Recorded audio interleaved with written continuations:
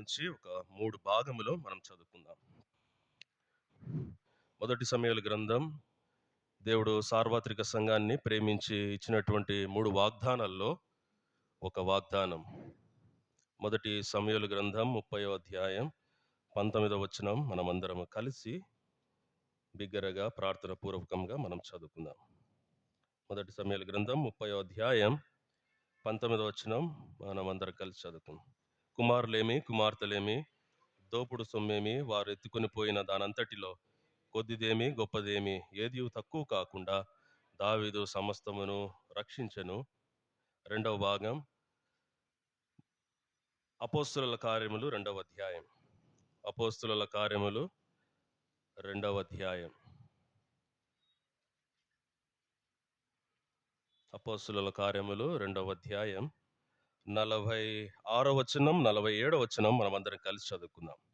అపోస్తుల కార్యములు 2వ అధ్యాయం 46వ వచనం 47వ వచనం మనమందరం కలిసి చదువుకుందాం. మరియు వారేక మనస్కులై ప్రతిదినము దేవాలయంలో తప్పక కూడుకొనుచు ఇంటింటా రొట్టె విరుచుచు దేవుని స్తుతించుచు ప్రజలందరి వలన దయ పొందిన వారై ఆనందముతోనూ నిష్కపటమైన హృదయముతోనూ ఆహారం పుచ్చుకొనిచుండిరి. మరియు ప్రభు రక్షణ పొందుచున్న వారిని అనుదినము వారితో చేర్చుచుండెను. చివరిగా మొదటి కొరింథీయులకు రాసిన పత్రిక 11వ అధ్యాయం. మొదటి కొరింథీయులకు రాసిన పత్రిక 11వ అధ్యాయం 28వ వచనం మనమందరం కలిసి చదువుకుందాం. మొదటి కొరింథీయులకు రాసిన పత్రిక 11వ అధ్యాయం 28వ వచనం కూడా అందరం కలిసి చదువు. కాబట్టి ప్రతి మనుష్యుడు తను తాను పరీక్షించుకొనవలెను, అలాగు చేసి ఆ రొట్టెను తిని ఆ పాత్రలోనిది త్రాగవలెను. దయగలిగినటువంటి దేవుడు చదువుకున్నటువంటి ఈ లేఖన భాగములను దీవించి ఆశీర్వదించి మనతో మాట్లాడినట్లు సహాయం కొరకై ప్రభు వైపు చూస్తాం.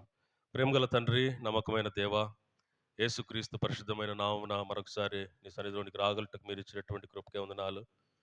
ప్రభా, మమ్మల్ని ప్రేమించి గత సంవత్సరం అంతా కాపాడి నూతన సంవత్సరంలో ప్రవేశపెడుతూ వచ్చినారు. ప్రభు దినములో మొదటి ఆదివారం మిమ్మల్ని ఆత్మతో సత్యంతో ఆరాధించుటకు మీరు ఇచ్చినటువంటి గొప్ప ధన్యతకై వందనాలు, స్తోత్రాలు. ప్రభా తండ్రి, మా యొక్క జీవితాల ముందు మీరు ఉంచినటువంటి యొక్క పరిశుద్ధమైనటువంటి ఆత్మ సంబంధమైనటువంటి బల్లను బట్టి వందనాలు, స్తోత్రాలు. ప్రభా తండ్రి, మమ్మల్ని మేము పరీక్షించుకొని యోగ్యమైనటువంటి రీతిలో ఈ యొక్క ప్రభు బలలో మేము పాలు పొందుట కృపను అనుగ్రహించండి. చదువుకున్నటువంటి లేఖన భాగములతో మీరు మాట్లాడుతురండి. మీరు మా జీవితాల్లో ఏదైతే ఉద్దేశించారో ప్రభా తండ్రి, ఏదైతే సంకల్పించారో ఆ సంకల్పములన్నిటినీ కూడా నెరవేరుస్తురండి.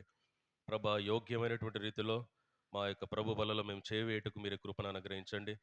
అయోగ్యుని అపాత్రుని ఎన్నికలేనటువంటి వాడిని నీ ప్రజల ముందు నిలబడటకు కూడా ప్రభా అర్హత లేనటువంటి వాడిని నీ కృపతో నన్ను భద్రపరచండి, జ్ఞాపకం ఉంచండి.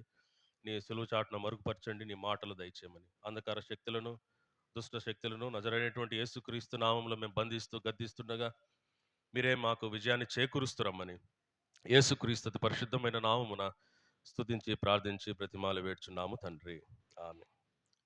ప్రభు యొక్క బలలో పాల్పొందక మునుపు ప్రతి ఆదివారం ఈ యొక్క వాక్యమును మనం చదువుతూ వస్తాం. మొదటి కొరింథీయులకు రాసిన పత్రిక 11వ అధ్యాయం 28వ వచనంలో రాయబడినట్లుగా ప్రతి మనుష్యుడు తన్ను తాను పరీక్షించుకొనవలెను. తన్ను తాను పరీక్షించుకోవడం, వేరే వాళ్ళు కాదు మనం పరీక్షించుకునేది, పరీక్షించేటువంటిది. మనంతటకు మనమే మన జీవితాలు పరీక్షించుకొని యోగ్యమైనటువంటి రీతిలో బలలో పాలు పొందాలనే దేవుని యొక్క ఉన్నతమైనటువంటి ఆశ, కోరిక. రెండవ భాగం మనం చదువుకుంటా వచ్చినాం. అపోస్తుల కార్యములు 2వ అధ్యాయం 46వ వచనం 47వ వచనంలో ఇక్కడ ఒక సమూహము లేకుంటే ఒక సంఘంలో ఉన్నటువంటి విశ్వాసుల గురించి రాయబడతా ఉంది. వాళ్ళు కూడా దేవాలయములో కూడుకున్నారు, వారు కూడా రొట్టె విరిచారు, వారు కూడా దేవుని స్తుతిస్తూ వచ్చినారు. ఇప్పుడు వాళ్ళ జీవితాల్లో 2 లక్షణములు కలిగినటువంటి వారై దేవుని యొక్క బలలో పాలు పొందుతా ఉన్నారు. 2 లక్షణాలు ఎవరైనా చెప్తారా? 2 అపోస్తుల కార్యము 2వ అధ్యాయం 47వ వచనంలో ఆ మాట ఉంది. 2 లక్షణాలు ఉన్నాయి వాళ్ళ జీవితాల్లో. ఆ లక్షణాలు కలిగినటువంటి వారై ఆ ఆహారమును పుచ్చుకొని చుండిరి, లేకుంటే కనుక దేవుని బలలో వాళ్ళు పాలు పొందుతా ఉన్నారు. చెప్తారు ఎవరైనా? మొట్టమొదటిగా ఆనందముతో, రెండవది నిష్కపటమైన హృదయముతో. ఈ 2 లక్షణాలు కలిగినటువంటి వారై ప్రభు యొక్క బలలో పాలు పొందుతా ఉన్నారు. మనము కూడా ఆనందముతో పాలు పొందాలన్నటువంటిదే దేవుని యొక్క కోరిక. నిష్కపటమైనటువంటి హృదయముతో ప్రభు యొక్క బలలో పాలు పొందాలన్నటువంటిదే దేవుని యొక్క కోరిక. ఇంతకీ ఈ యొక్క ఆనందం గురించి, నిష్కపటమైన హృదయం గురించి కొన్ని తలంపులు చూసుకొని ప్రభు బలలో మనం పాలు పొందుతూ వస్తాం. ఈ ఆనందం అంటే ఏంటి? ఇది లోక సంబంధమైనటువంటి ఆనందం కాదు. లోక సంబంధమైనటువంటి ఆనందం కాదు. అందుకే మనము దావీదు గురించి మనం చదువుతా వచ్చినాం. దావీదు సమస్తమును సంపాదించుకొనెను, రక్షించుకొనెను. దావీదు జీవితంలో రెండు పోగొట్టుకుంటా వచ్చినాడు. మొట్టమొదటిదిగా శరీర సంబంధమైనటువంటి వాటిని పోగొట్టుకున్నాడు. ఆత్మ సంబంధమైనటువంటి వాటిని కూడా దావీదు పోగొట్టుకున్నాడు. దావీదు పోగొట్టుకున్నాడు. ఆత్మ సంబంధమైనటువంటిది ఏంటి దావీదు పోగొట్టుకున్నాడు అన్నటువంటిది మనము జ్ఞాపకం చేసుకుంటూ వస్తే, దావీదు కీర్తన 51వ అధ్యాయములో ఆ మాట రాయబడతా ఉంది. చూడండి, దావీదు కీర్తనలు 51వ అధ్యాయం.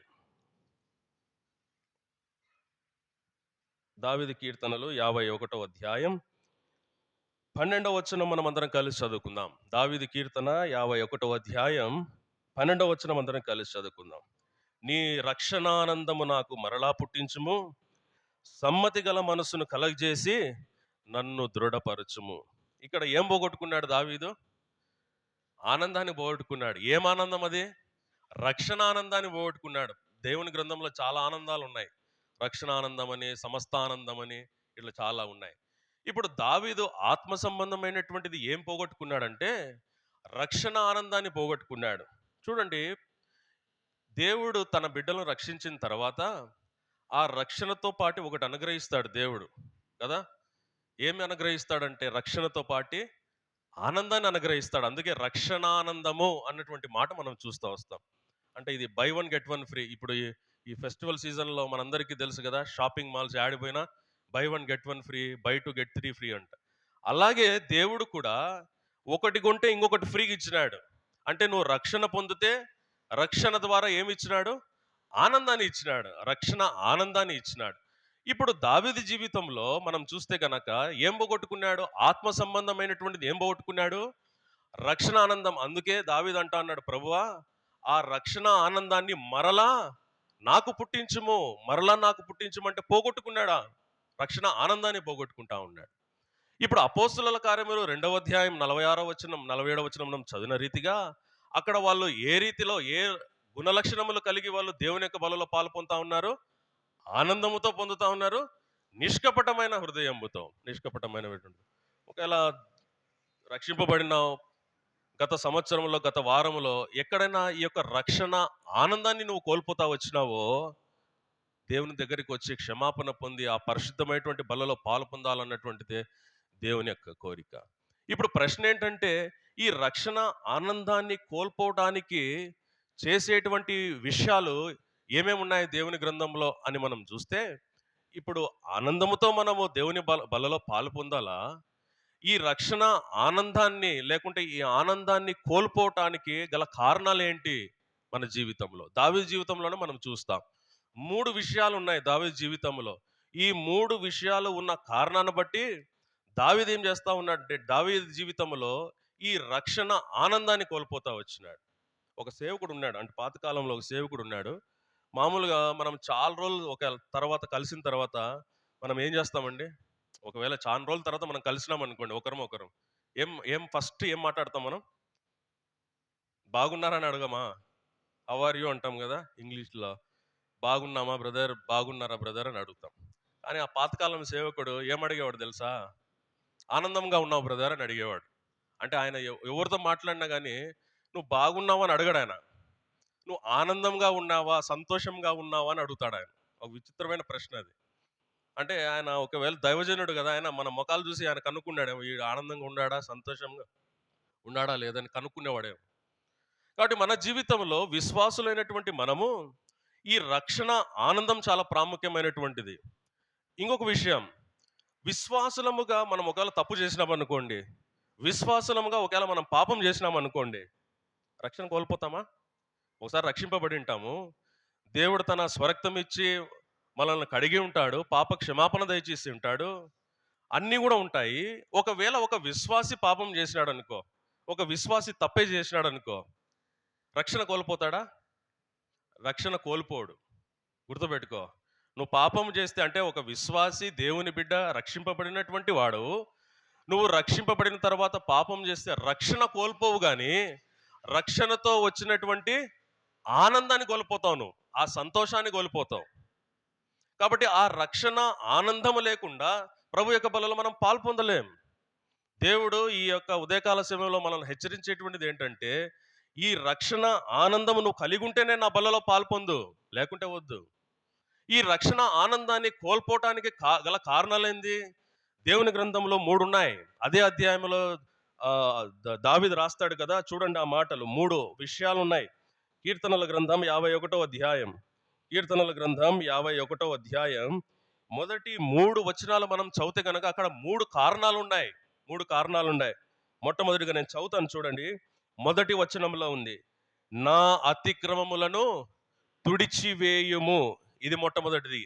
రెండవ వచనంలో ఉంది, నా దోషము పోవునట్లు నన్ను బాగుగా కడుగుము. ఆ రెండవ వచనంలోనే ఇంకొక భాగం, నా పాపము పోవునట్లు నన్ను పవిత్రపరచుము. ఇప్పుడు ఒక విశ్వాసి రక్షణ ఆనందానికి కోల్పోవటానికి కారణాలు 3 ఉన్నాయి ఇక్కడ. ఒకటి అతిక్రమము, రెండవది దోషము, మూడవది పాపం. ఏం బ్రదర్, ఇవన్నీ ఒకటే కదా అనుకుంటారు. అన్నీ ఒకటి కాదు. అందుకే దేవుని గ్రంథంలో అవి సపరేట్గా రాసినారు. అతిక్రమం వేరే, దోషం వేరే, పాపం వేరే. అందుకే 3 పదాలు ఉపయోగిస్తా ఉన్నాడు. ఇంకొక మాట చూస్తే కనుక చూడండి, నిర్గమాకాండంలో మాట మనం చదువుతాం. నిర్గమాకాండం 34వ అధ్యాయం, నిర్గమాకాండం 34వ అధ్యాయం 7వ వచనంలో మనం చదువుతాం. నిర్గమాకాండం 34వ అధ్యాయం 7వ వచనం, ఆయన 1000 మందికి కృపను చూపుచు దోషమును, అపరాధమును, పాపమును క్షమించును. 3 ఉన్నాయి ఇక్కడ. మనమంతా అనుకుంటాం కదా, అంతా ఒకటే అనుకుంటాం. కాదు, అక్కడ సపరేట్గా ఉన్నాయి. అది అతిక్రమం ఉంది, అపరాధం ఉంది, దోషం ఉంది, పాపం ఉంది. 3 ఉన్నాయి. యోబు కూడా, భక్తుడు యోబు కూడా అదే రాస్తాడు. ఆ మాట కూడా మనం చదువుకుందాం. యోబు గ్రంథం 13వ అధ్యాయంలో ఆ మాట చదువుకుందాం. యోబు గ్రంథం 13వ అధ్యాయం, యోబు గ్రంథం 13వ అధ్యాయం 23వ వచనం. యోబు గ్రంథం 13వ అధ్యాయం 23వ వచనం చదువుకుందాం. కలిసి చదువుకుందాం.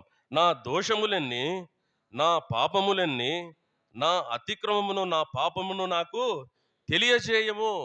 ఇక్కడ భక్తుడు యోబు కూడా అంటా ఉన్నాడు, నా దోషములెన్ని, నా యొక్క పాపములెన్ని, నా అతిక్రమములు ఎన్ని.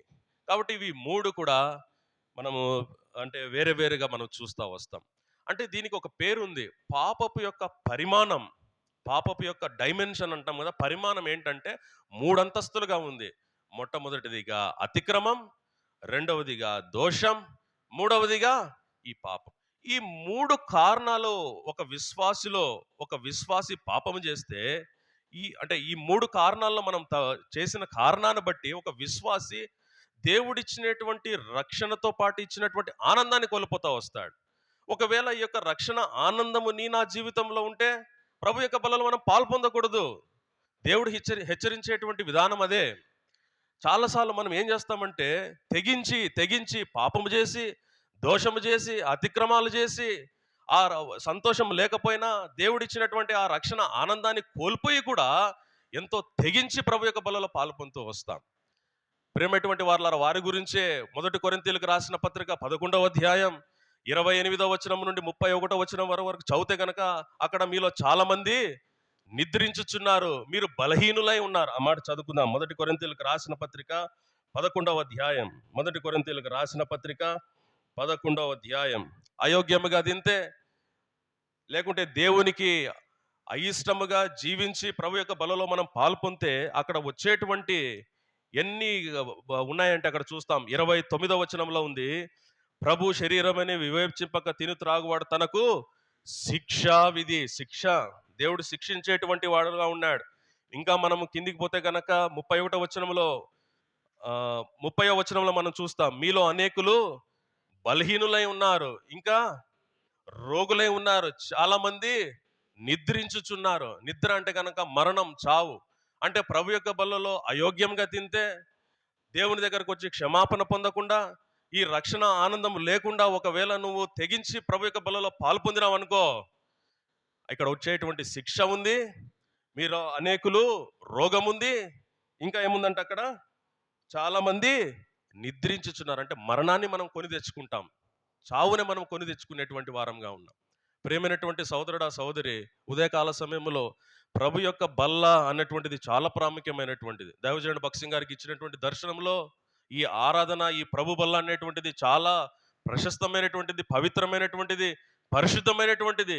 ఈ పరిశుద్ధమైనటువంటి బల్లలో, ఈ పవిత్రమైనటువంటి బల్లలో నీ ఇష్టానుసారంగా జీవించి గత సంవత్సరం అంతా జీవించి తెగించి ప్రభు యొక్క బలలో పాలు పొందితే ఎన్ని నష్టాలు ఉన్నాయో మనం చూస్తా వస్తాం. కాబట్టి ఇక్కడ భక్తుడు దావీదు జీవితంలో అదే అంటా ఉన్నాడు, ప్రభువా నేను రక్షణ ఆనందాన్ని కోల్పోయినాను, తిరిగి నాకు పుట్టించు. కారణం ఏంటి? కారణం ఏంటి? చూస్తే కీర్తనలు 150 అధ్యాయాలు ఉన్నాయి. కీర్తనలు 150 అధ్యాయాలు. 150 అధ్యాయాలు దావీదు రాయలే. దాంట్లో 75 అధ్యాయాలు లేకుంటే 76, 77 రాసినాడు, అంతే దావీదు రాసినాడు.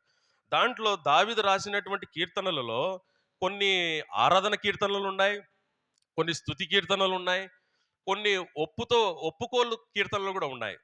అంటే ఆయన చేసినటువంటి తప్పిదాలు, ఆయన చేసినటువంటి పాపములను ఒప్పుకుంటా ఉన్నాడు. అందుకే కొన్ని కీర్తనలు కూడా ఒప్పుదలతో కూడినటువంటి కీర్తనలు దావీదు రాస్తాడు.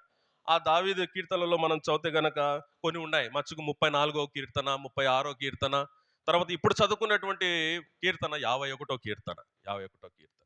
కాబట్టి ఇప్పుడు 51వ కీర్తన దగ్గరకు వచ్చే లోపల ఈ 3 ప్రభు దగ్గర ఒప్పుకుంటా ఉన్నాడు. ప్రభువా, ఈ 3 కారణాలే నేను రక్షణ ఆనందాన్ని కోల్పోటకు అవి తోడుతో వచ్చినాయి. కాబట్టి ఈ యొక్క మూడిటిని కూడా ఒప్పుకుంటా ఉన్నాడు దావీదు రాజు. ఈ ఉదయకాల సమయంలో ఈ మూడిటిని కూడా మనం ఒప్పుకొని, ఒకవేళ రక్షణ ఆనందాన్ని నేను కోల్పోయినామేమో, తిరిగి పొంది ప్రభు యొక్క బలలో మనము పాలు పొందాలన్నటువంటిదే దేవుని యొక్క కోరిక.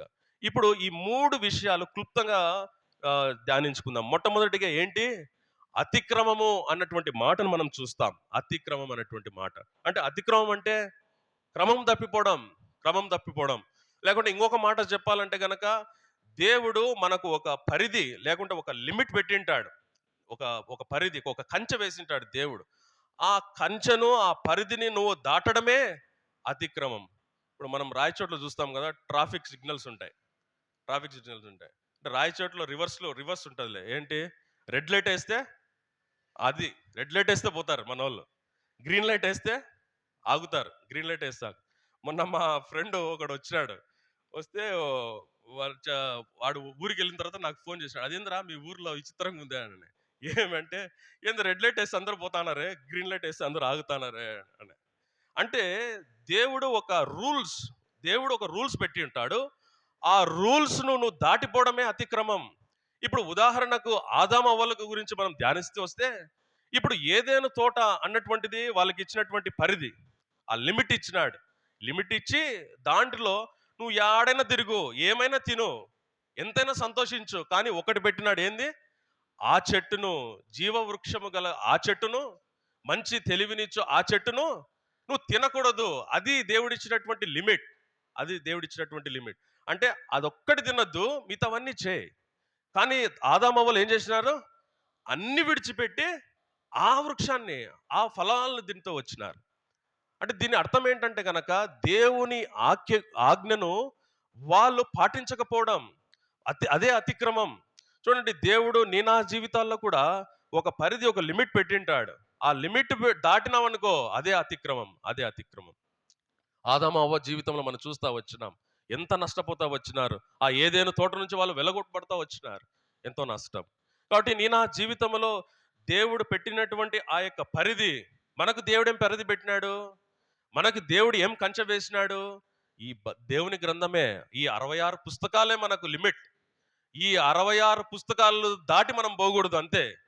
నువ్వు ఏమి చేసినా, ఏమి చేయకపోయినా, అంటే దేవుడు ఏం చేయమన్నాడో, ఏం చేయకూడదో, ఎలాగ జీవించాలో, ఎలాగ జీవించకూడదో, ఎక్కడి పోవాలో, ఎక్కడి పోకూడదో, ఏమి చేయాలో, ఇవన్నీ కూడా ఈ యొక్క 66 పుస్తకాల్లో దేవుడు గ్రంథస్థం చేయబడతా వచ్చు. ఇప్పుడు మన యొక్క విశ్వాసులకు ఏంటి పరిధి అంటే ఈ యొక్క 66 పుస్తకాలే. దేవుని వాక్యం బయటికి మనం పోకూడదు. దేవుని వాక్యం బయటికి మనం పోకూడదు. ఒకవేళ దేవుని యొక్క వాక్యం బయటికి పోయినామా అది అతిక్రమించినట్లు. దేవుని యొక్క ఆజ్ఞలను మనం గైకొనకపోవటమే. ప్రేమైనటువంటి వారలారా, ఉదయకాల సమయంలో ఈ రక్షణ ఆనందం మనం కోల్పోవటానికి గల కారణం ఏంటంటే ఈ యొక్క అతిక్రమం. అంటే దేవుని మాట మనం వినడంలే, దేవుని యొక్క ఆజ్ఞలు మనం పాటించడంలే, దేవుని యొక్క వాక్యం ప్రకారంగా మనం జీవించడంలే. దేవుడు పెట్టినటువంటి ఆ యొక్క కంచె, దేవుడు పెట్టినటువంటి ఆ యొక్క పరిధిలో నుంచి మనము చాలాసార్లు మనం ఏం చేస్తామంటే ఏం కాదులే, ఏం కాదులే, దేవుడు ఏం చూస్తా ఉన్నాడు, మన ఇష్టానుసారమైనటువంటి జీవితం, దేవుడు పెట్టినటువంటి ఆ యొక్క కంచె నుంచి మనం దాటిపోతా ఉన్నాం. ప్రియమైనటువంటి వాళ్ళ ఎంతో నష్టపోతా ఉన్నాం. మనము దాటి లేకపోతే గనక దేవుడు పెట్టినటువంటి ఆ యొక్క లిమిట్ను మనం దాటిన తర్వాత కూడా ప్రభు యొక్క బలలో మనం పాల్పొందుతూ వస్తాం. అందుకే కదా ఆ యొక్క దినాల్లో మనం చదువుకున్నాం, అపోస్తుల కాలం 2వ అధ్యాయం 47వ వచనం, వారు ఆనందముతోనూ నిష్కపటమైన హృదయముతోనూ ప్రభు యొక్క బలలో పాల్పొందుతా ఉన్నారు వాళ్ళు. ఇప్పుడు దావీదు రక్షణ ఆనందాన్ని కోల్పోయినాడు. నా జీవితంలో కూడా ఎక్కడైనా గత సంవత్సరంలో లేకుంటే కనుక ఈ గత వారంలో ఎక్కడైనా ఆ యొక్క ఆనందాన్ని కోల్పోయినావేమో, దేవుడిచ్చినటువంటి రక్షణ ఆనందాన్ని కోల్పోయినావేమో. కారణం ఏంటి? అతిక్రమం. ఎక్కడైనా అతిక్రమించినావేమో, ఎక్కడైనా దేవుడు పెట్టినటువంటి స్థానములో దేవుడు ఇది చేయి, ఇది చేయొద్దు అంటే కనుక చేసేటువంటి, దేవుడు చేయమని దానిని నువ్వు చేయకూడనటువంటివి నువ్వు చేసి దేవుడు పెట్టినటువంటి యొక్క ఆజ్ఞను నువ్వు అతిక్రమిస్తా వచ్చినావేమో. అందుకే నువ్వు ఆ యొక్క ఆనందాన్ని కోల్పోయినావేమో. తిరిగి మనము దేవుని దగ్గరకు వచ్చి, ప్రభువా నా యొక్క అతిక్రమమును క్షమించుము, నేను కోల్పోయినటువంటి ఆ యొక్క రక్షణ ఆనందాన్ని మరలా నాకు పుట్టించుము అంటే గనక దేవుడు కరుణావాసనతలు కలిగినటువంటి దేవుడు, క్షమించుటకు సిద్ధ మనసు కలిగినటువంటి దేవుడు, మన పాపములను క్షమించుటలో ఆయన సిద్ధ మనసు కలిగినటువంటి దేవుడు. అందుకే కదా ఆ మాట చదివినా మనము. చూడండి, నిర్గమకాండం 34వ అధ్యాయంలో, నిర్గమకాండం 34వ అధ్యాయం 7వ వచనంలో రాయబడతా ఉంది. చూడండి, ఆయన 1000 మందికి కృప చూపుచు దోషమును, అపరాధమును, పాపమును క్షమించును గదా, క్షమించును గదా, క్షమించును గదా. ఇప్పుడు దావీదు జీవితంలో ఎక్కడ అతిక్రమించినాడు, ఎక్కడ క్రమం తప్పిపోయినాడు అన్నటువంటి మాట మనము ధ్యానిస్తూ వస్తే గనక చూడండి, ఆ మాట అక్కడ రాయబడతా ఉంది. మొదటి సమూయేలు గ్రంథము, మొదటి సమూయేలు గ్రంథము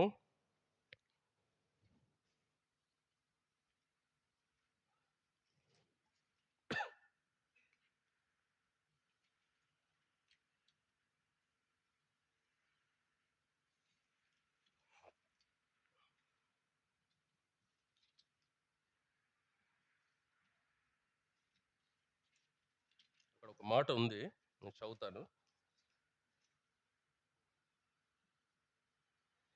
చూడండి, ఇక్కడ మొదటి సమూయేలు గ్రంథం 27వ అధ్యాయంలో మనం చదివితే అక్కడ దావీదు అక్కడ నుంచి వెళ్ళిపోతా ఉన్నాడు. ఏమంటా ఉన్నాడంటే మొదటి వచనంలో అక్కడ తర్వాత దావీదు, నేను ఇక్కడ నిలుచుట మంచిది కాదో, ఏదో ఒక దినమున నేను సౌలు చేత నాశనమగుదును, నేను ఫిలిష్తీయుల దేశంలోనికి తప్పించుకొని పోదును, అప్పుడు సౌలు ఇశ్రాయేలీయుల సరిహద్దులలో నన్ను వెదుకుట మానును గనుక నేను అతని చేతిలో నుండి తప్పించుకుందునని అనుకొని సరిహద్దులలో నుంచి నన్ను వెదుకుట మానును. అంటే ఇప్పుడు దావీదు ఏం చేస్తా ఉన్నాడంటే, ఇప్పుడు దేవుడు ఒక చోట పెట్టినాడు దావీదును, నువ్వు ఇక్కడ ఉండాలా, ఇక్కడ ఉండాలా. దావీదు ఏం చేయాలా, అక్కడ నుంచి ఆ సరిహద్దు నుంచి దాటాలంటే, దేవుడు పెట్టినటువంటి ఆ యొక్క లిమిట్ను దాటాలంటే దావీదు ఏం చేయాలా, దేవుని దగ్గర పోయి విచారం చేయాలా. ప్రభువా, సౌలు నన్ను చంపుతా ఉన్నాడు, సౌలు నన్ను వెతుకుతా ఉన్నాడు, నేను ఇక్కడ నుంచి వెళ్ళాలన్నా, ఆ సరిహద్దును దాటాలనా లేదా అని అడగక తన సొంత తలంపున దావీదు ఏం చేస్తా ఉన్నాడంటే దేవుని దగ్గర ఏం విచారం చేయలే, ఆ సరిహద్దు దాటేసినాడు, సరిహద్దు దాటినాడు. చూడండి, దావీదు తను ఎక్కడ అతిక్రమం చేసినా, ఎక్కడ దోషం చేసినా, ఎక్కడ పాపం చేసినా దావీదు నష్టపోలే. దావీదు ఎక్కడ కొంటే ఆ యొక్క నష్టము ఇశ్రాయేల్ ప్రజలు కూడా అనుభవిస్తా వచ్చినారు. ఇశ్రాయేల్ ప్రజలు అంటే దీని అర్థం ఏంటంటే, ఒక సంఘముగా నువ్వు సంఘానికి వస్తూ దేవుడు అనుగ్రహించేటువంటి రక్షణ నువ్వు అనుభవిస్తూ ఒకవేళ నువ్వు అతిక్రమం చేసినావు అనుకో, నీకు ఒక్కడికే కాదు అది, అది ఎవరికి ఎఫెక్ట్ అవుతుంది? సంఘానికి అంతా ఎఫెక్ట్ అవుతుంది, అది సమాజం అంతటికి ఎఫెక్ట్ అవుతుంది. అందుకే ఇశ్రాయేలు ప్రజలు ఎంతమంది చచ్చిపోయినారు అప్పుడు దావీదు చేసినటువంటి తప్పిదముల కొరకాయ. దావీదేమో బతికే ఉన్నాడు. ఇప్పుడు చూడండి, మందసాన్ని తీసుకొని వస్తా ఉన్నారు దావీదు.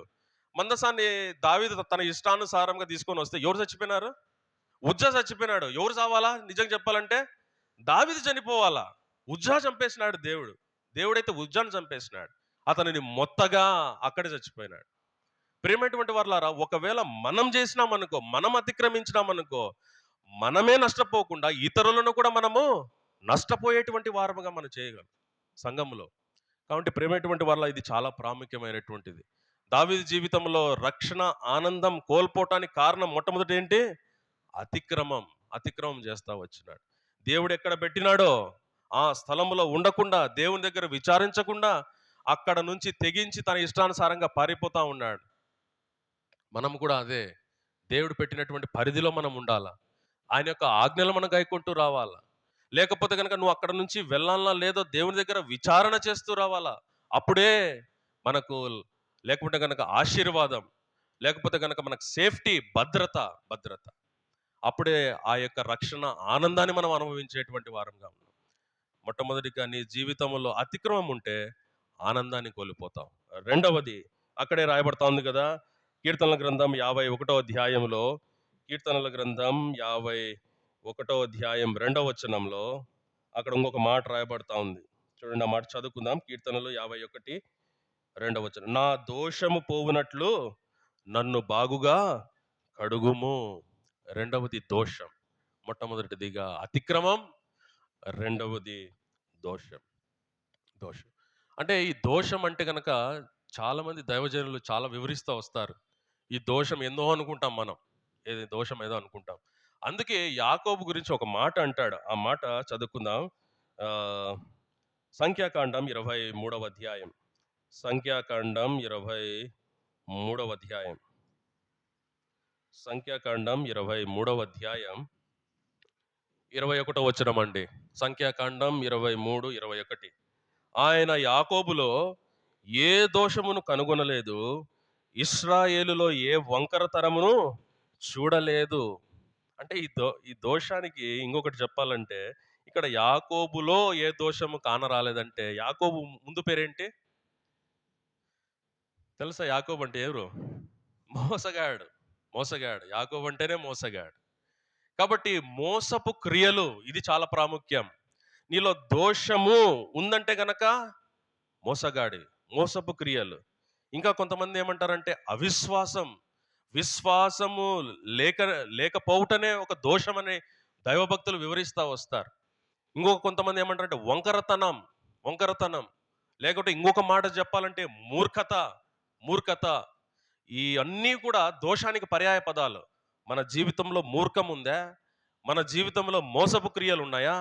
మన జీవితంలో అవిశ్వాసం ఉందా? మన జీవితంలో వంకరతనం ఉందా? ఒకసారి మనం జ్ఞాపకం చేసుకుంటూ రావాలి, పరీక్షించుకుంటూ రావాలి. అవిశ్వాసం.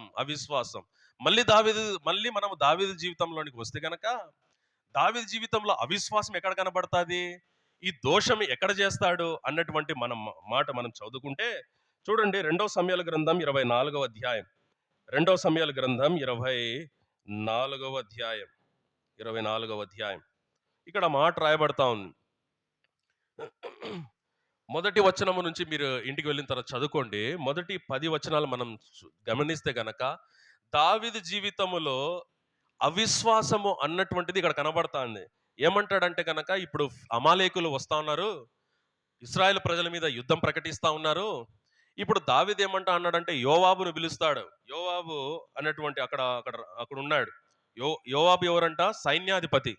సైన్యాధిపతి అయినటువంటి యోవాబును పిలిచి దావీదు ఏమంటా ఉన్నాడంటే, నువ్వు పోయి జన సమూహం లెక్క చేయి అంటా ఉన్నాడు.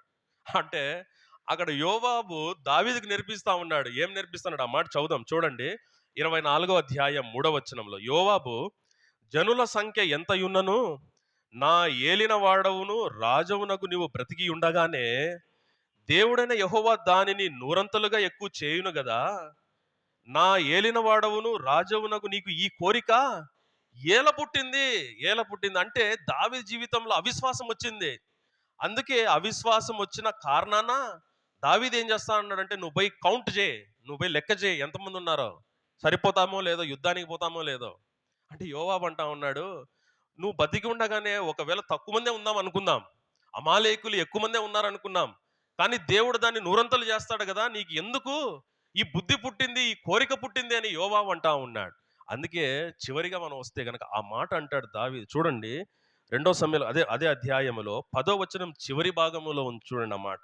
ఈ మాట 24:10 చివరి భాగం. యెహోవా కరుణయుంచి నీ దాసుడనైన నా దోషమును పరిహరింపుము అంటా ఉన్నాడు. పరిహరింపుము.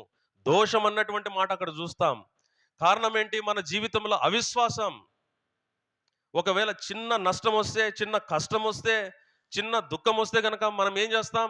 ఒకవేళ ఒక విశ్వాసి ఇంకొక విశ్వాసిని ఒక మాట అంటే మందిరానికి రాకుండా మానేస్తామే, వారితో మాట్లాడడం మానేస్తామే, దేవుని సన్నిధికి దూరం అయిపోతా వస్తామే, దేవుడు ఏమాయనో అంటామే, దేవుడు నాకెందుకు ఈ కష్టములు, ఈ దుఃఖము, ఈ బాధలు, ఈ వేదనలు, ఇవన్నీ దేవుడు నాకెందుకు పెట్టినాడు అంటామే, చివరిగా దేవునే దూషిస్తా వస్తామే. ఇశ్రాయేల్ ప్రజలు వాళ్ళ జీవితంలో అదే చేసింది.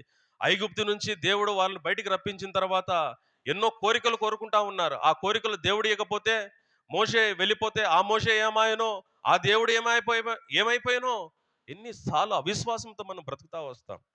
విశ్వాసులమే. ఎవరండి మీరంటే గనక మనం భలే చెప్తాం. ఏమని చెప్తాం? విశ్వాసులమండి, మేము విశ్వాసులమండి.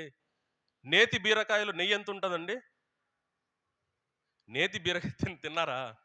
మనం ఎక్కువ కూరగాయలు తినంలే. నేతి బీరకాయలో నెయ్యి ఎంత ఉంటుంది తెలుసా శాంసన్? నేతి బీరకాయ తినలే కదా ఎప్పుడు? తిన్నారు. ఎంత ఉంటుంది? ఏముండదు. నేతి బీరకాయలో నెయ్యి అసలు ఉండదు. అట్లనే విశ్వాసులమైనటువంటి మన జీవితంలో ఏముండదు? విశ్వాసం ఉండదు.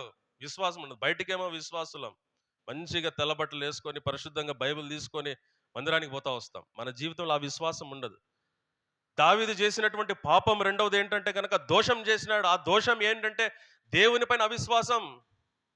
అరే, ఇంతమంది ఒక 10 మంది ఉంటే చాలులే, వాళ్ళు 1000 మంది రాని, లేకుంటే వాళ్ళు 1,00,000 మంది రానిలే, మేము 10 మందే ఉంటాం, దేవుడు మాకు తోడే ఉండడా? దావీదు ఎన్ని అనుభవాలు గుండా వెళ్తా ఉన్నాడు, ఎన్ని చూస్తా వచ్చినాడు. దేవుడు ఆయనకు, మనం ఉదయకాల సమయంలో కూడా ఆరాధనలు అన్న చెప్తా వచ్చినాడు, దేవుడు మనకు తోడే ఉన్నాడు. దావీదుకి ఎన్నిసార్లు తోడే ఉండలే? గొలియాదును చంపేటప్పుడు తోడే ఉండలేదా? సౌలు చంపాలని చూసినప్పుడు దేవుడు దావీదుకు తోడే ఉండలేదా? సొంత కుమారుడే చంపాలని చూసినప్పుడు దావీదుకు దేవుడు తోడే ఉండలేదా? ఈ అధ్యాయానికి వస్తే గనక ఏమంటా ఉన్నాడు? నువ్వు పోయి లెక్క చేయి. అవిశ్వాసం, దోషం అంటే కనుక అవిశ్వాసం మన జీవితంలో లేకపోతే కనుక మోసపు క్రియలు. గత సంవత్సరములో ఎక్కడ మోసం చేసినావో దేవునికి తెలుసు, నాకు తెలుసు. నేను మోసం చేసింది దేవునికి తెలుసు, మీరు మోసం చేసింది దేవునికి తెలుసు. ఎక్కడ అవిశ్వాసంతో బ్రతుకుతా వచ్చినామో, ఎక్కడ దేవుని దృష్టికి మనం దోషం చేస్తా వచ్చినామో, ఈ యొక్క దోషం, ఈ జీవితం మన జీవితంలో ఉంటే మనం ఏం కోల్పోతాం? రక్షణ ఆనందాన్ని కోల్పోతాం. రక్షణ ఆనందం లేకపోతే నువ్వు ప్రభు బలలో పాలు పొందకూడదు. మొట్టమొదటిగా అతిక్రమం, రెండవది దోషం, మూడవది ఏంటంట? అక్కడే ఉంది కీర్తనలో 51వ అధ్యాయం. పాపము అన్నటువంటి మాట మనం చూస్తాం. నా పాపము పోవునట్లు నన్ను పవిత్రపరచుము. పాపం పోవునట్లు పాపం అంటే గనక గురి లేని జీవితం. దేవుడు నీ జీవితంలో ఒక గురి పెట్టింటాడు. ఆ గురి లేనటువంటి జీవితం మనం జీవించుటనే అంటే ఆ గురి తప్పిపోవటం. దేవుడు ఒక మార్గాన్ని సిద్ధపరిచింటాడు.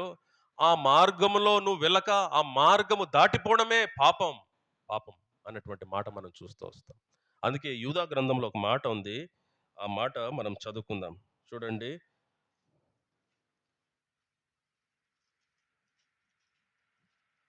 యూదా గ్రంథం, క్షమించండి, అపోస్తుల కార్యములు మొదటి అధ్యాయం. అపోస్తుల కార్యములు మొదటి అధ్యాయం 25వ వచనం. అపోస్తుల కార్యములు మొదటి అధ్యాయం 25వ వచనం. తన చోటికి పోవుటకు యూదా తప్పిపోయి అన్నటువంటి మాట చూస్తాం. తన చోటికి పోవుటకు అంటే యూదా ముందు ఒక గురి ఉంది. ఆ గురి దగ్గరికి పోవుట, అక్కడ ఏముందంటే పోవుటకు యూదా తప్పిపోయి. యూదా అంటే ఎవరు? ఇస్కరియోతు యూదానే. ఇక్కడ ఇస్కరియోతు యూదా గురించి దావీదు కూడా తప్పిపోయినాడు. ఇవన్నీ కూడా మనం దావీదు జీవితంలోనే మనం ధ్యానిస్తా ఉన్నాం. అతిక్రమమైన దావీదే, దోషమైన దావీదే, ఈ పాపమైన దావీదే.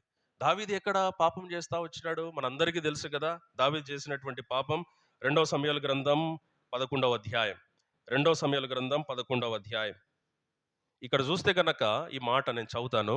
2 సమూయేలు గ్రంథం 11వ అధ్యాయం మొదటి వచనంలో అక్కడ రాయబడతా ఉంది. వసంతకాలమున రాజులు యుద్ధమునకు బయలుదేరు సమయమున దావీదు యోవాబును అతని వారిని ఇశ్రాయేల్ అందరినీ పంపగా వారు అమ్మోనియులను సంహరించి రబ్బా పట్టణం ముట్టవేసి, అయితే దావీదు యెరూషలేమునందు నిలిచెను. దావీదు ఎక్కడ ఉండాలా? దావీదు తన గురి ఏంటి? దేవుడు పెట్టినటువంటి గురి ఏంటి? యుద్ధానికి పోలను.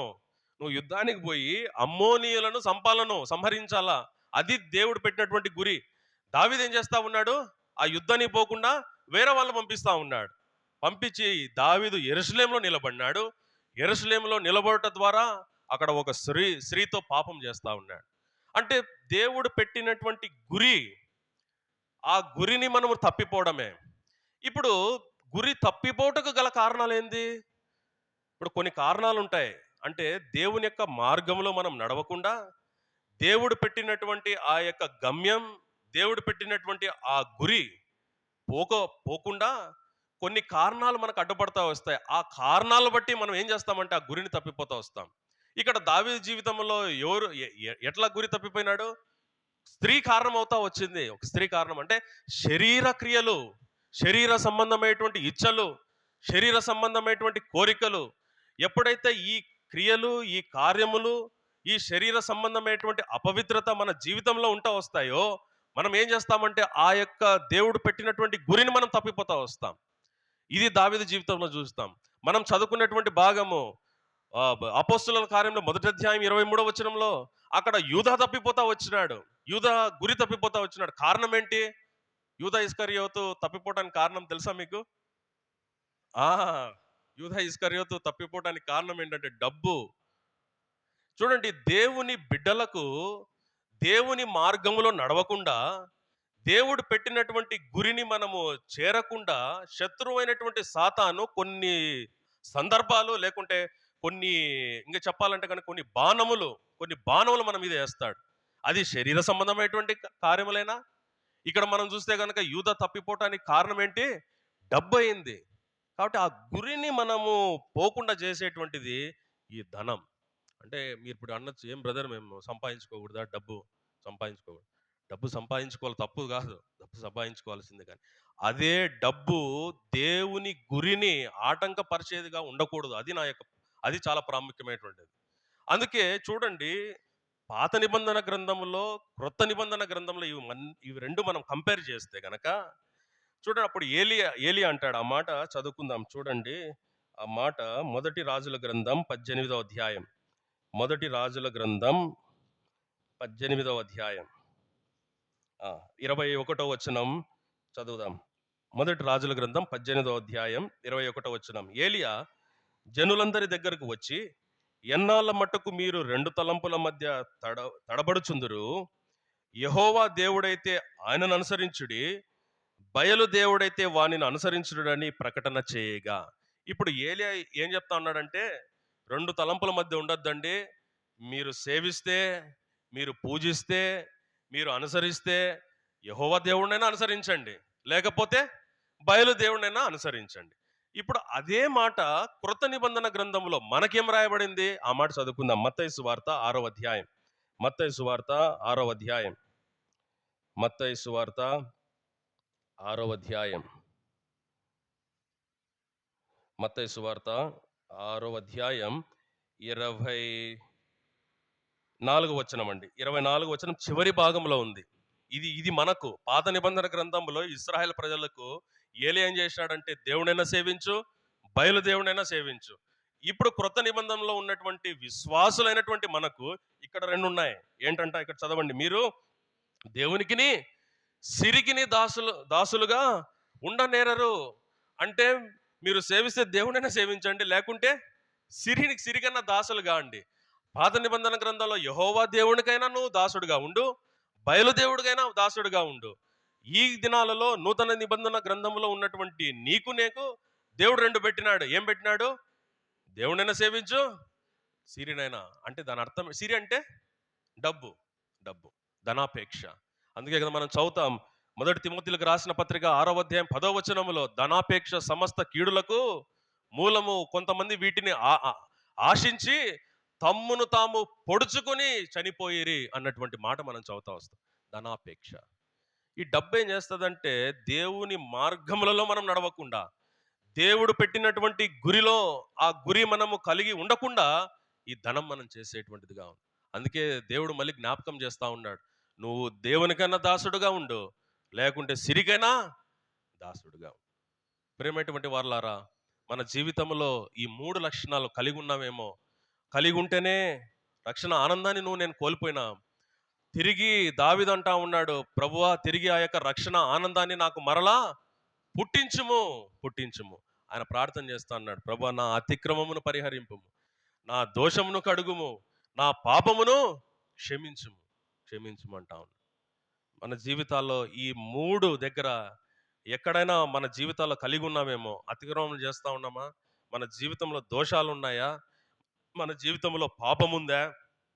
ఒకవేళ ఉంటే గనక రక్షణ ఆనందం కోల్పోతావు. రక్షణ ఆనందం లేకుండా ప్రభు బలలో నువ్వు పాలు పొందుతూరాలి. ఇది మొట్టమొదటిది. రెండవది నేను చివరిగా చెప్పి ముగించేస్తాను. చూడండి, అపోస్తుల కార్యములు 2వ అధ్యాయం. మళ్ళీ ఆ మాట చదువుకుందామండి. అపోస్తుల కార్యములు 2వ అధ్యాయం. అపోస్తుల కార్యములు 2వ అధ్యాయం 47వ వచనం. 47వ వచనం మనం చదువుకుందామండి అన్నమాట. ఆనందముతోనూ నిష్కపటమైన హృదయముతోనూ ఆహారమును పుచ్చుకొనుచుండిరి. ఇప్పుడు ఆనందం గురించి మనం ధ్యానించినాం. ఆనందముతో ప్రభు యొక్క బలలో పాలు పొందాలా. ఆ ఆనందాన్ని ఒకవేళ కోల్పోవటానికి గల కారణాలు మనం చూస్తా వచ్చినాం. అతిక్రమము మన జీవితం, దోషం మన జీవితంలో పాపం. ఈ 3ను తీసివేసుకొని ప్రభు ఇచ్చేటువంటి ఆనందముతో, ఆ రక్షణ ఆనందంతో ప్రభు యొక్క బలలో పాలు పొందాలా. రెండవది ఇక్కడ ఏం రాయబడిందంటే, వాళ్ళు ఎట్లా ఎట్లా ప్రభు యొక్క బలలో పాలు పొందుతా ఉన్నారు, ఎట్లా భుజిస్తా ఉన్నారు, పుచ్చుకుంటా ఉన్నారు? నిష్కపటమైన హృదయం, కపటము లేనటువంటి హృదయం. అంటే దీని గురించి ఇంగ్లీష్ బైబిల్లో చాలా అంటే మీనింగ్ఫుల్గా రాసినారు. ఏంటంటే సింగిల్నెస్ ఆఫ్ హార్ట్ అని ఉంది. అంటే ఏక హృదయముతో, ఏక హృదయంతో అన్నటువంటి మాట. ఏక హృదయం అంటే ఒకే హృదయం ఉండాల. విశ్వాసులకు 2 హృదయాలు ఉంటాయి, 2 నాలుకలు ఉంటాయి, 2 మనసులు ఉంటాయి కదా. అన్ని రెండు రెండే మనకు, ఒకటి కాదు, మనకు 2 ఉంటాయి, ఎక్స్ట్రానే ఉంటాయి ఎక్కువ. మన జీవితంలో సింగిల్నెస్ ఆఫ్ హార్ట్, మన జీవితంలో అంటే ఏక హృదయముతో ప్రభు యొక్క బలను. అంటే దీని అర్థం ఏంటంటే వేషధారణతో కూడినటువంటి జీవితం. అంటే పైకేమో బలి ఉంటాం మనం కదా, పైకేమో బలి ఉంటాం, మన హృదయం బలి ఉంటుంది. అంటే మనం అట్లా కనబడతాం, మనం లోపల అంత మలినమే. అందుకే యేసుక్రీస్తు ప్రభువారు ఈ లోకంలో జీవించేటువంటి సమయంలో శాస్త్రులు పరిసయ్యుల గురించి మాట్లాడుతూ ఉన్నాడు. ఆ మాట చదువుకుందాం చూడండి. మత్తయి సువార్తలో ఉంది. మత్తయి సువార్త 27వ అధ్యాయం. మత్తయి సువార్త 27వ అధ్యాయం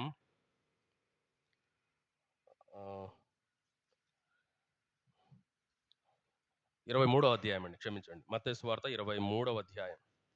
23వ అధ్యాయంలో ఇక్కడ రాయబడతా ఉంది చూడండి. 23వ వచనం, అయ్యో వేషధారులైన శాస్త్రులారా, పరిసయ్యురా అని మాట్లాడుతూ మళ్ళీ కింద కూడా అంటా ఉన్నాడు. 25వ వచనం కూడా చదువుదాం. అయ్యో వేషధారులైన శాస్త్రులారా, పరిసయ్యులారా, మీరు గిన్నెయు పల్లెమును వెలుపట శుద్ధి చేసుకుందురు గాని అవి లోపల దోపుతోనూ అజితేంద్రియంతోనూ నిండి ఉన్నవి.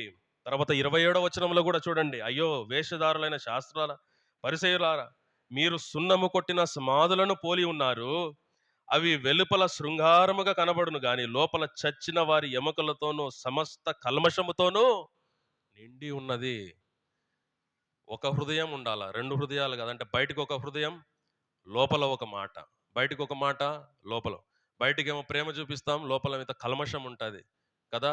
బయటేమో శుద్ధునిగా, అంటే బాగా వాష్ చేసినటువంటి గిన్నె, అదే చెప్తాను కదా, కడగబడినటువంటి గిన్నెలాగా ఉంటాం. లోపల చూస్తే కనుక అజితేంద్రియము, కోపము, శరీర క్రియలన్నీ మన జీవితంలో ఉంటాయి. ఎన్నిసార్లు ఇటువంటి అంటే ఏక హృదయము లేనటువంటి వారం ఎన్నిసార్లు ఇటువంటి జీవితం నువ్వు నేను జీవిస్తా వచ్చినాం. దేవుని యొక్క కృప ద్వారా తిరిగి మనము ప్రభు బలచెంతకు వచ్చినాం.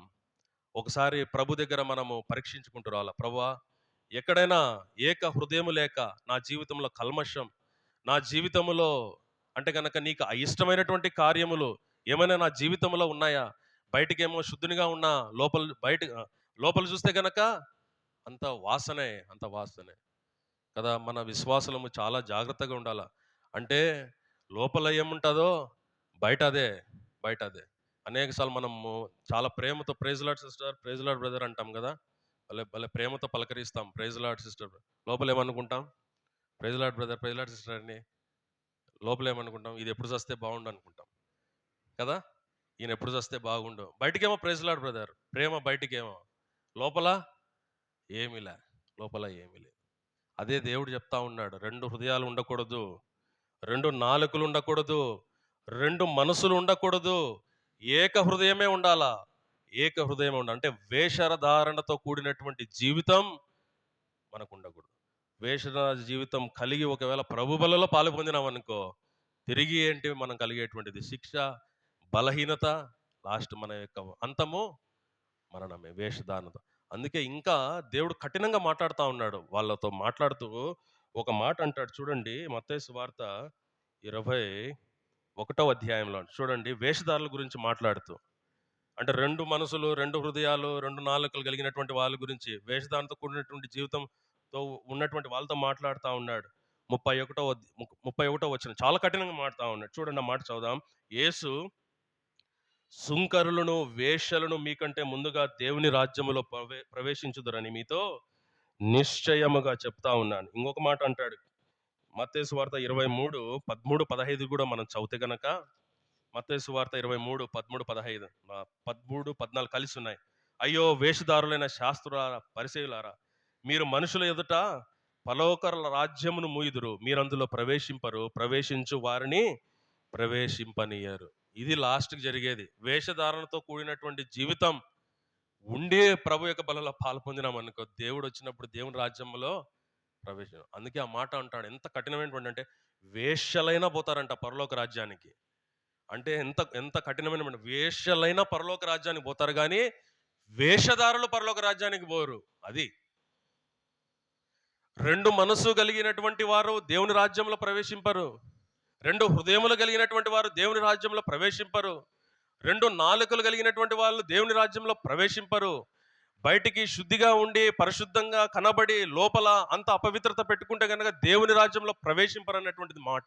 దేవుడు ఎంతో కఠినంగా మాట్లాడుతూ ఉన్నాడు. ప్రేమైనటువంటి వాళ్ళారా, ప్రభు యొక్క బలలో సమీపించేటువంటి కొలది ఎక్కడైనా వేషధారణతో కూడినటువంటి జీవితం నా జీవితం ఉందేమో ఒకసారి పరీక్షించుకుంటురా. గత వారం అంతా ఎక్కడైనా అలా ప్రవర్తిస్తూ వచ్చినామా? గత సంవత్సరంలో అలాగే ఎక్కడైనా ప్రవర్తిస్తూ వచ్చినామా? ఒకసారి జ్ఞాపకం చేసుకుంటురా. మనం చదువుకున్నాం అపోస్తుల కార్యం 2వ అధ్యాయం 47వ వచనంలో, వాళ్ళు ఆనందముతోనూ నిష్కపటమైన హృదయముతోనూ ఆ ఆహారమును పుచ్చుకొని చుండిరి. మనము కూడా ఆ యొక్క ఆనందముతో నిష్కపటమైనటువంటి హృదయముతో ప్రభు యొక్క బలలో పాలు పొందాలన్నటువంటిది దేవుని యొక్క కోరిక. ఒకవేళ ఇటువంటి జీవితం మనం కలిగి ఉండకపోతే గనక ప్రభు దగ్గరికి రా.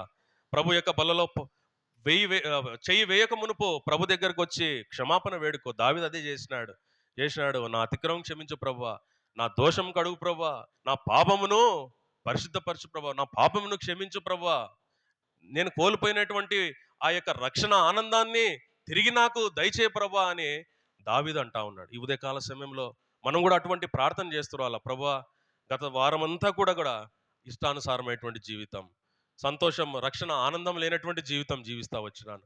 కారణాలు ఇవి. నువ్వేం చేసినావో నీకు దేవునికి తెలుసు, నేనేం చేసినానో నాకు దేవునికి తెలుసు. నువ్వేం చేసినావో నాకు తెలీదు, మీరేం చేసినారో నాకు తెలియదు. ప్రభు దగ్గరికి వస్తాం, క్షమాపణ అడుగుదాం, పరీక్షించుకుంటూ వస్తాం. ఆ ఆనందముతో, ఆ నిష్కపటమైనటువంటి హృదయముతో ఈ యొక్క నూతన సంవత్సరములో మొదటి ఆదివారం, మొదటి ప్రభు దినములో మనము యోగ్యమైనటువంటి రీతిలో బలలో పాల్పొందుటకు దేవుడు నీకు నాకు సహాయం చేయనుగాక. దేవుడి యొక్క వాక్యము దీవించునుగాక.